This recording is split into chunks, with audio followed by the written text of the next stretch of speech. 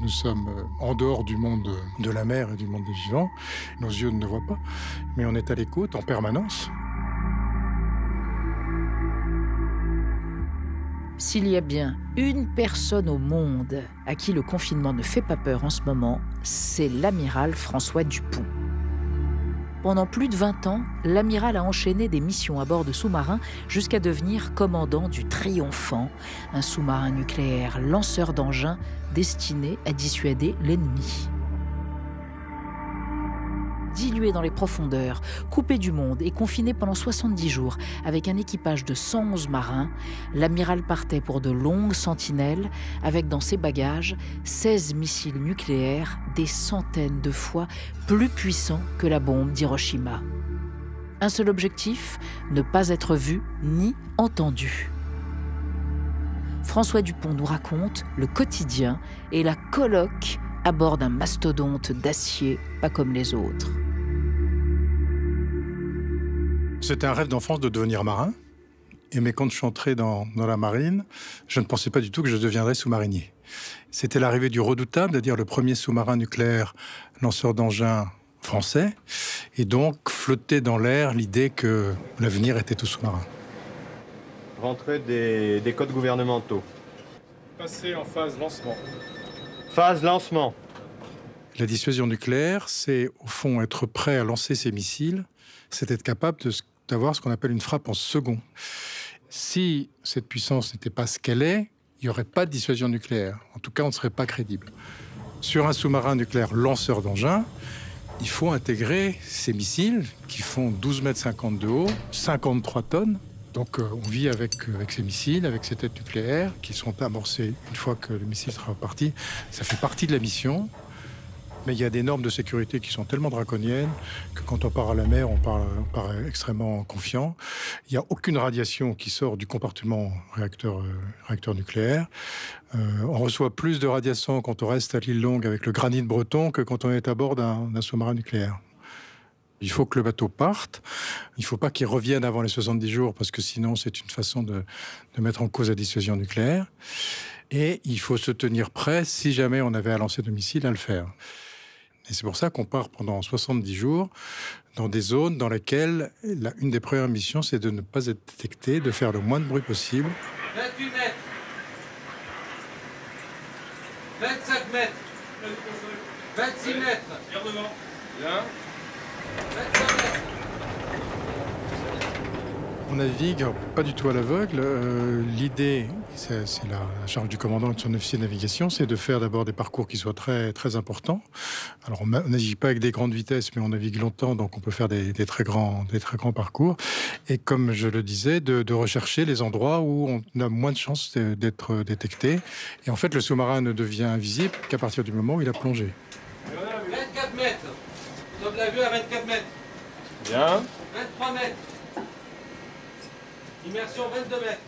Quand il a plongé, la visibilité, elle joue sur deux choses. D'abord, le fait qu'il faut qu'il fasse le moins de bruit possible. Et le Triomphant avait été dessiné pour faire le moins de bruit possible. C'est-à-dire que des pompes, des turbines et tout ça, c'est suffisamment isolé pour qu'il n'y ait pas de vibrations qui sortent du sous-marin. Et ensuite, il y a la manœuvre du bateau lui-même.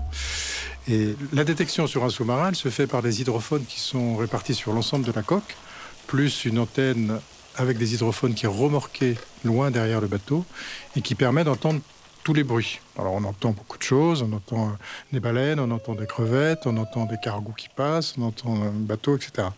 Et tout ça est trié, analysé en fréquence, etc. Mais ensuite, la personne qui dit ça, c'est un sous-marin russe, ça c'est un porte-avions américain. C'est ce qu'on appelle l'oreille d'or. C'est quelqu'un qui a une oreille musicale très développée, qui s'entraîne chaque fois qu'il est à terre à écouter des bandes spécifiques de chacune de ses cibles. C'est ça l'oreille d'or.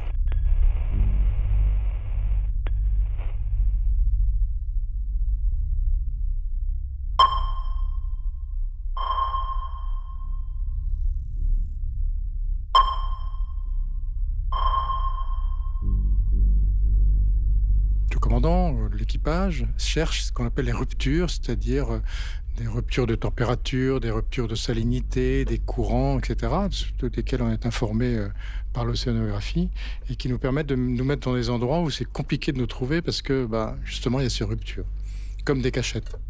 Donc on a complètement liberté de manœuvre. Bien sûr, le commandant ne rend jamais compte de sa position. L'officier de quart sait très bien, par exemple, qu'on va au sud ou plutôt à l'ouest, etc. Donc on a une idée générale du déplacement du bateau, mais la position précise à un moment donné, qui pourrait justement être intéressante pour savoir si on a été détecté ou pas, celle-là n'est connue que du commandant. C'est une précaution qui est prise, et notamment pour mettre à l'abri le marin quand il sera revenu et les familles, de façon à ce qu'on ne puisse pas l'interroger en disant « mais vous êtes allé où, vous êtes passé où, à tel moment », etc. Périscope, identification du bâtiment qui se trouve dans le gisement 15. Bien reçu, gisement 15. Nous sommes 111 exactement. 111 postes finalement complètement définis, du commandant au boulanger. Et si vous rajoutez une personne, vous rajoutez des vivres en plus, vous rajoutez des douches en plus, donc de l'eau à fabriquer en plus, vous rajoutez de l'eau une fois que la douche a été prise, à éliminer en plus, donc du bruit supplémentaire. Et donc tout ça est optimisé pour avoir exactement le nombre nécessaire, mais pas plus. Il y a un cuisinier pour 111 personnes avec un aide, et un boulanger aussi. Le boulanger était extrêmement important, dans une cuisine qui n'est pas très grande. Et le cuisinier est une personne essentielle de l'équipage, parce que, surtout ces sous-marins français, on aime bien avoir des repas qui soient les meilleurs possibles. Et il se démène pendant ces 70 jours pour faire 70 fois 2 repas qui ne sont jamais les mêmes. Les déchets sont recueillis, bien sûr, sont compactés de façon à faire des sacs de déchets qui soient le plus faibles possible. Et ensuite, on les largue par un sas sur le fond de la mer. Alors, je pense qu'on finira par évoluer. Alors, les bâtiments de surface, maintenant, eux, sont contraints de garder leurs poubelles. Pour des questions d'encombrement, c'est encore pas le cas sur les sous-marins. On est à température égale de 22, 23 degrés. On est avec de l'oxygène qui est fourni à bord, avec les polluants sont éliminés. On ne sent pas la pression extérieure. Donc nous n'avons pas de lien, mais pas de lien non plus avec le soleil, pas de lien avec la mer et pas de lien avec le sel de la mer. Nous sommes en dehors du monde de la mer et du monde des vivants. Et alors, pas de lien avec les humains. Les seuls liens qu'on ait avec les humains, c'est un message qui est envoyé une fois par semaine par chaque famille à chaque marin. Alors, à mon époque, c'était 24 mots, maintenant c'est 40 mots. Mais ces 40 mots sont vus avant le départ de Brest, avant de nous être envoyés, et une fois qu'ils arrivent à bord, pour être sûr qu'on ne va pas donner une mauvaise nouvelle à un marin.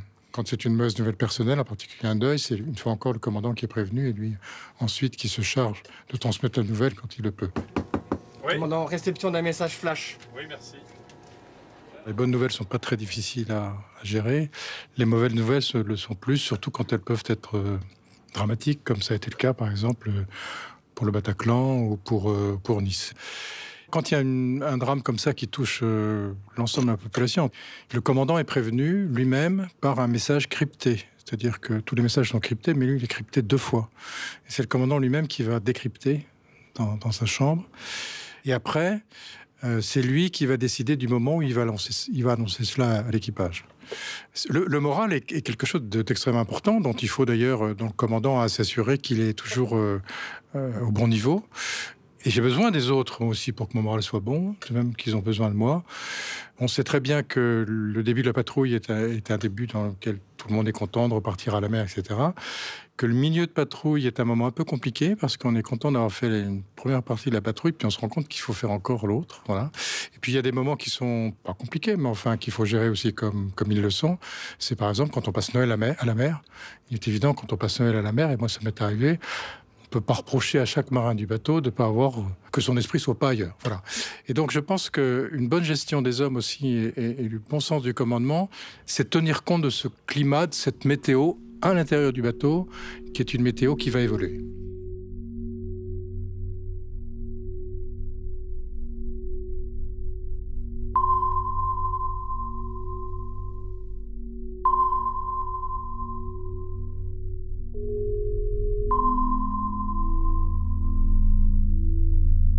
Le temps à bord d'un sous-marin, comme sur tous les bateaux de la Marine nationale et sur les bateaux en général, il est rythmé par ce qu'on appelle le quart. Ça veut dire qu'on est responsable du bateau dans chaque compartiment pendant 4 heures, 3 heures ou 2 heures en fonction du moment de la journée.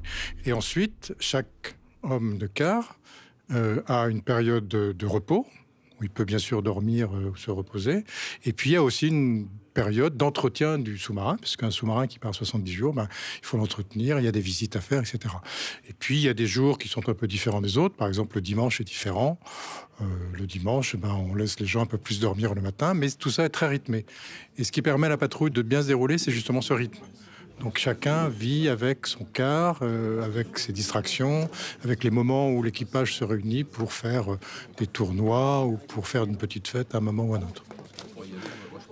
Heureusement, il y a des loisirs. Alors, pour vous parler de mes loisirs à moi, je profitais beaucoup de lecture, j'ai beaucoup lu. Je faisais 1 heure de sport systématiquement tous les jours, en courant sur un tapis ou sur un vélo d'appartement. Et ça rythme bien le jour. Et ensuite, à 20h, on passe en lumière rouge. C'est à la fois artificiel et important pour que chacun voit qu'on est passé du jour à la nuit.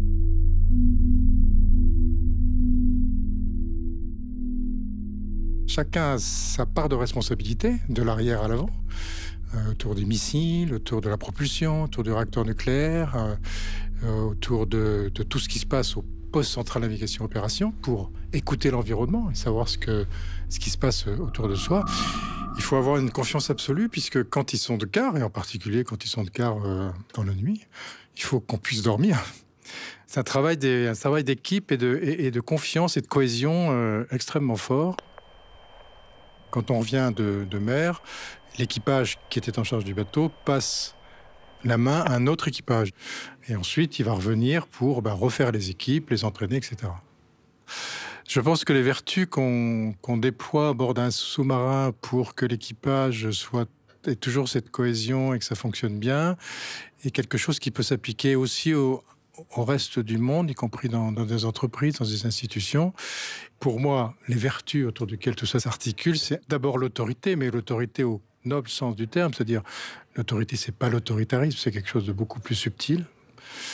Et moi, je prétends que chacun a une part d'autorité sur un équipage de 111. Le sens de la responsabilité.